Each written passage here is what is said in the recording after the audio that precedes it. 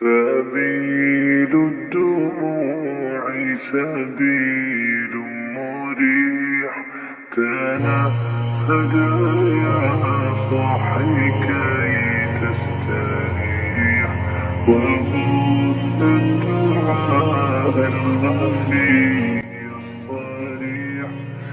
قرآن مجید کا چھٹا ادب یہ ہے کہ قرآن مجید کی تلاوت کرتے کرتے جہاں سجدہ تلاوت آ جائے تو وہاں سجدہ کرنا چاہیے.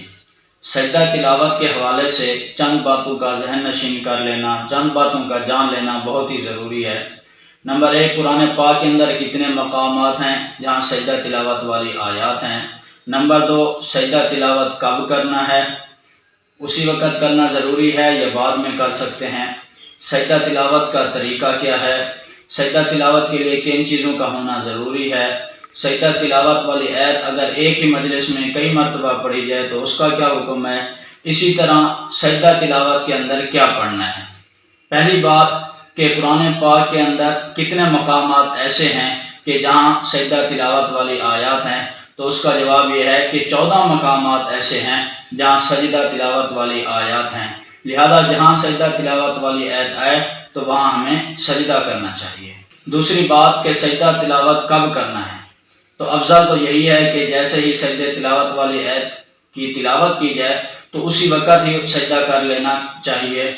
اگر کوئی بندہ کسی وجہ سے اسی وقت سجدہ نہیں کر سکتا تو بعد میں بھی سجدہ کر سکتا ہے، لیکن بعد میں سجدہ کرنے کے اندر اس بات کا خیال رکھنا بہت ہی ضروری ہے کہ وہ سجدہ مکروہ اوقات کے اندر نہ ہو. مکروہ اوقات 3 ہیں. نمبر 1، جب سورج بالکل طلوع ہو رہا ہو.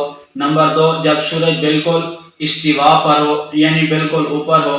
اور نمبر 3، جب سورج بالکل غروب ہو رہا ہو. ان 3 اوقات کے اندر سجدہ کرنا مکروہ ہے.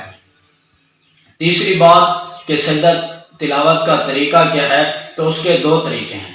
نمبر 1، تشہد کی حالت میں بیٹھ جائیں، تکبیر کہتے ہوئے سجدے میں چلے جائیں. اور نمبر 2، سیدھے کھڑے ہو جائیں، پھر تکبیر کہتے ہوئے سجدے میں چلے جائیں. لیکن یہ جو دوسرا طریقہ ہے کہ پہلے سیدھے کھڑے ہو جائیں پھر تکبیر کہتے ہوئے سجدے میں چلے جائیں، یہ زیادہ افضل ہے.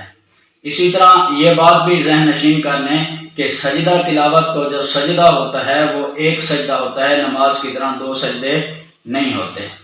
اسی طرح 5ویں بات، سجدہ تلاوت والی آیت اگر ایک ہی مجلس میں بار بار پڑھی جائے تو اس وجہ سے صرف ایک سجدہ واجب ہوتا ہے، زیادہ نہیں ہوتے. اسی طرح سجدہ تلاوت کے لیے جگہ کا پاک ہونا، بدن کا پاک ہونا، کپڑوں کا پاک ہونا، سطر کا ڈھانکنا، باوضو ہونا، قبلہ رخ ہونا اور سجدہ کی نیت کرنا بھی ضروری ہے. سجدہ تلاوت کے حوالے سے آخری بات یہ ہے کہ سجدہ تلاوت کے اندر کون سی دعا پڑھنی ہے. حضرت امی عائشہ صدیقہ رضی اللہ تعالی عنہ فرماتی ہیں کہ حضور خاتم النبیین صلی اللہ علیہ وآلہ وسلم سجدہ تلاوت کے اندر یہ دعا پڑھا کرتے تھے: سجد وجہی للذی خلقہ وشق سمعہ وبصرہ بحولہ وقوتہ فتبارک اللہ احسن الخالقین.